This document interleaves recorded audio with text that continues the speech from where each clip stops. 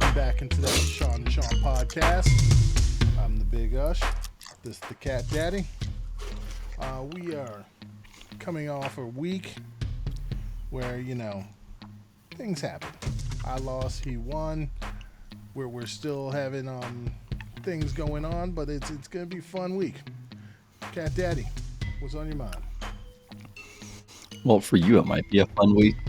For me, it's going to be just a week filled with anxiety for fantasy football purposes because we are approaching the end of the regular season for fantasy purposes, which means we're fighting for the playoffs. We're in must-win games, and we have some must-start players either injured or on bye. And guess what? You and I are going head-to-head again this week with playoff implications on the line. I have players on bye. Oh, man. This is like a rivalry week for us. I'm just hoping I already know one player is going to be back, thank goodness, so I don't have to have my wide receiver core be as beat up as it was. Even though I think I could have started somebody and won, but that's neither here nor there. And then I'm just hoping a certain running back is playing this week so that, I need to take you down. And I hope he's not, and I hope you lose gracefully. Never lose gracefully. Kicking and screaming is how I go. That's the spirit. Anyways, jumping right into it, we're going to do our receipts. And I always cash my receipts first. Everybody knows that. So my first receipt, I'm taking a dub. Kirk Cousins didn't play awesome against San Francisco, but he had over 200 yards and 2 touchdowns. That's a dub. I'm sorry, taking it. Now, Joe Mixon, he did have an awesome day. That's guaranteed dub. Then we go down to Cooper Kupp. That's a solid L. I mean, 93 yards is not good enough. Not if you're picking Cooper Kupp. Yeah, not for Cooper. And then Kyle Pitts did jack all. So, no dub there. But I'm at 50%. Let's check where Sean is. All right, so my quarterback to trust was Josh Allen. He got 2. That worked out. The first half was like, oh man, am I getting another one wrong? But second half came on. Finishes with 4 touchdowns on the day. Shook off that rough first half. Had another 43 yards rushing to pad that score. The box score. So, I got here around 26 points. I think it's a pretty good one. I think I got that one. And then my running back to trust was David Montgomery, because he performed well against Detroit, and he was getting the volume, and he was bottled up by that stout Detroit defense. Huh? Yeah, I'm disappointed in that one too. My wide receiver to trust was Michael Gallup. I'm going to give you the dub here. He didn't get a touchdown. He got 106 yards. Yes. 10 points. Give you the dub here. Okay. I'm considering he didn't get a touchdown, but 106 yards? You going to poo-poo on 106 yards? I'll take it every week. Every week I'll take it. And then No, some might argue that one. I'm not arguing it, is what I'm saying. If we're doing standard non-PPR, 10 points. Yeah, I like it. But I mean, he didn't show up, and he was another one that was making you sweat. He was, yeah. He was. Thanks, guys. Thanks. And my trust for the Thanksgiving special was TJ Hawkinson. And inexplicably, Jared Goff only targeted Hawkinson 3 times on the day. Fortunately, Hawkinson caught all 3 of them for 35 yards, but the ever-important touchdown. So you get 9 points for TJ Hawkinson. I'm counting that. Okay. I'll let you have it. Man, whenever you get a touchdown from the tight end, you gotta love it. No. You're talking T.J. Hawkinson is their number 1 guy. He should be getting more than 35 yards. Right. Especially with DeAndre Swift out of the game. No, apparently it was the Jamal Williams game. That's what it was. I'm just saying. You know it. Oh, extremely disappointing. He only got 3 targets. That was ridiculous. I can't explain it. You know that one is. I'll let you have it, but I mean, you know for a fact T.J. Hawkinson should be getting more. We're not talking about his Iowa counterpart. If it was Noah Font that got it, then I'd say okay, fair enough. Next up, my don't trust, Ryan Tannehill. He did not disappoint for me. He did not do well. Saquon Barkley, another one. Philly shut him down. I just don't know if they ran much. DJ Moore poo-pooed on me again. And then Dawson Knox did not get a lot of receptions, but almost every reception scored touchdowns. No. This is your exception. Dawson Knox got 2 touchdowns off of minimal receptions. This is nonsense. And I didn't start him. It's not efficiency, it's luck. Yeah, that's what it is. All right, go ahead, Sean. Oh, my quarterback not to trust was Derek Carr, who really came out with the vengeance. 373, a touchdown, got you like 20 points. Running back, Josh Jacobs, got that one wrong. He came out with the vengeance, scored a touchdown, which really hurt. You got Marcus Callaway? Marcus Callaway, yeah. I mean, if you're a TD chaser, you're probably feeling good about Callaway coming into this game because he scored in 3 consecutive games. I'm telling you, don't chase those touchdowns. Look a little deeper because over those 3 games, he had a total of 6 catches for 88 yards. That's not efficiency. Just like Dawson Knox in that game, that's luck. It shouldn't surprise you that Marcus Callaway ended this game with a 2 for 24 stat line, getting you a total of 2 points. Womp womp. I'm taking that one. And my last one, Cole Kmet, surprisingly saw a season high 11 targets from Andy Dalton. Converted them into 8 receptions for only 65 yards. So he got like the Jalen Waddle treatment. Standard league, I think I was right with that one. Got you like 6 points. If it was a PPR league, though, man, big game. All right, now moving on. We're not going to do our normal segment. We're just going to talk a bit about how this year is basically Fantasy Armageddon. Let's be honest. We are in Fantasy Armageddon right now. Mm-hmm. Because the whole thing is breaking down. First part of this, Christian McCaffrey, Dalvin Cook, Alvin Kamara, which Alvin Kamara could be playing coming up, but we'll see. Who else? Who else just went down?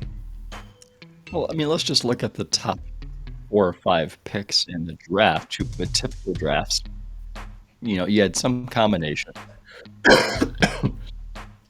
of Christian McCaffrey, Dalvin Cook, Alvin Kamara, Derrick Henry, going 1 through 4.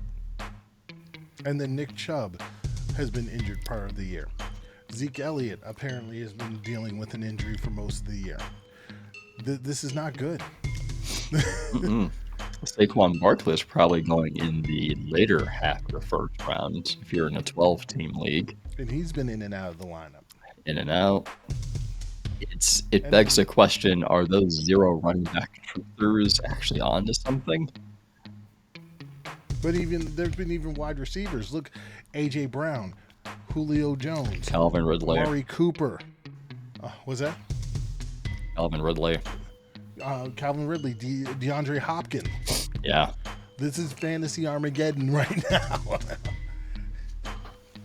We're trying to pick up other guys, and they're not producing. I know Michael Gallup had a decent game, but he's not producing like these other guys would. It's been a really, really strange season. You're thinking even guys like Stephon Diggs started the season off really slow until he got rolling. Right. I mean, DJ Moore, if it wasn't for that 64-yard pass, what would he be at? 0. He'd be at nothing. Let's see. Patrick Mahomes started the season off throwing interceptions in every game, going through a slump, and he was probably the first quarterback off the board. Kyler Murray is probably one of the top 5 quarterbacks off the board, and he hasn't played in a while. Let's see. What other? Jerry Jeudy, look in that first game like he was coming on strong, and then he comes back and the offense isn't the same. I mean, we could go up and down the list. No, don't waver. Play your thing. Keep your team going. But I mean, it's been a wacky type year. I've always been a fan of the start your stud strategy. All right, moving on though. I just wanted to put that out there for the people. It's been a very interesting year for fantasy, and we all suffer from it. It's not just you that's going through it. You know, we run into these injuries, we run into this inconsistency. It's all of us. And right now we're at that playoff push time where there's almost nothing you can do about it. If you've been hit with a rash of injuries, if it's not just one, if you have multiple injuries, there's almost nothing you can do about it. Right now, at this point, the waiver wires aren't going to have, depending on how deep your league is, the waiver wire may not have any good options out there. The answers, yeah.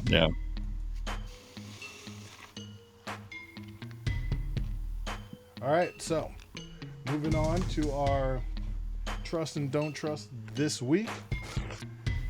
My trust, I have Matthew Stafford versus the Jags.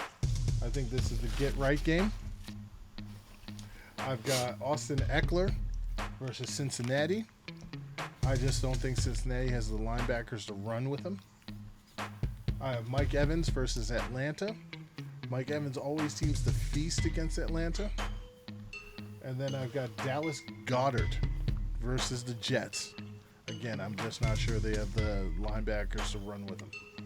Who you got, Sean? All right. My quarterback to trust this week is going to be Kirk Cousins. Whether you like Kirk Cousins as a player or not, this is fantasy football. You're going by the numbers, you're going by the stats. And this year, Kirk Cousins has been one of the more efficient quarterbacks in the game.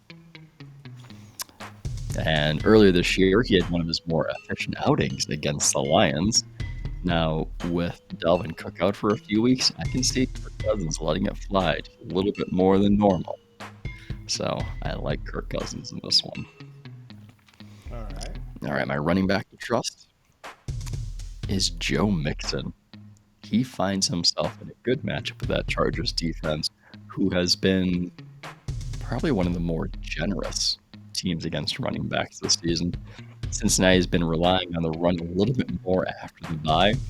The only thing that may hurt Joe Mixon in this game is if Cincinnati finds themselves trailing the Chargers early and they have to throw the ball more. That may limit his upside. My wide receiver to trust was a tough one this week. Let me tell you my second option first. My second option was to go with T.Y. Hilton because they're playing the Texans this week, and what does T.Y. Hilton do? Every year he gets injured and he kills the Texans. That's what we can count on. But for my trust section this week, I said, you know what? I can't go with T.Y. I have to go with Brandon Ayuk going against Seattle. Earlier this season, Deebo Samuel tore up the Seahawks with a game. He had 8 receptions, 156 yards, 2 touchdowns. That same game, Brandon Ayuk got 1 reception for 15 yards. Well, this week, Samuel's going to miss the game because of an injury. Brandon Ayuk gets to step up into that number 1 wide receiver role. If you kept him this long, good for you. If you picked him off of waivers because somebody else dropped him, consider yourself lucky. Brandon Ayuk, have yourself a day. All right. And my tight end to trust is going to be Mike Gesicki. Yes, we had a little bit of break from Gesicki last week because of the Thanksgiving special I was doing, and he didn't play on Thanksgiving. So here we are again. Gesicki's going to be tight end to trust until I get it right. Last week's 3 reception for 17 yards does not have me feeling good about this one, though. All right. My don't trust. Yeah, I'm going to talk crazy talk.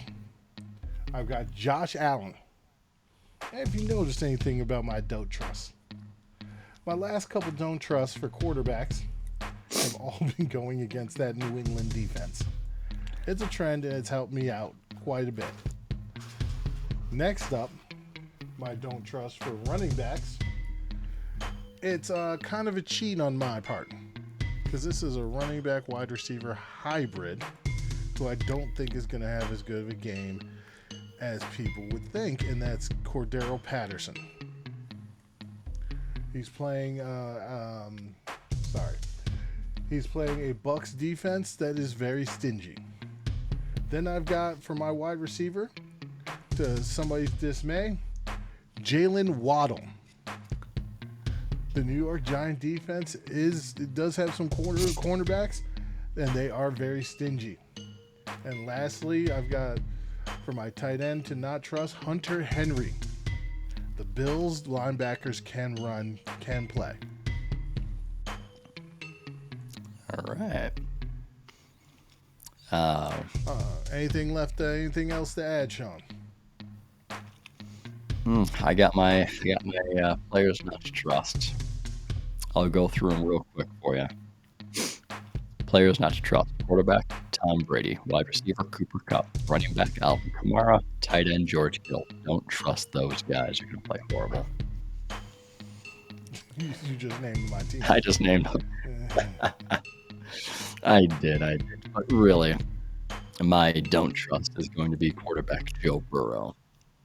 While the Chargers haven't reported many interceptions lately, they have been putting pressure on the quarterbacks.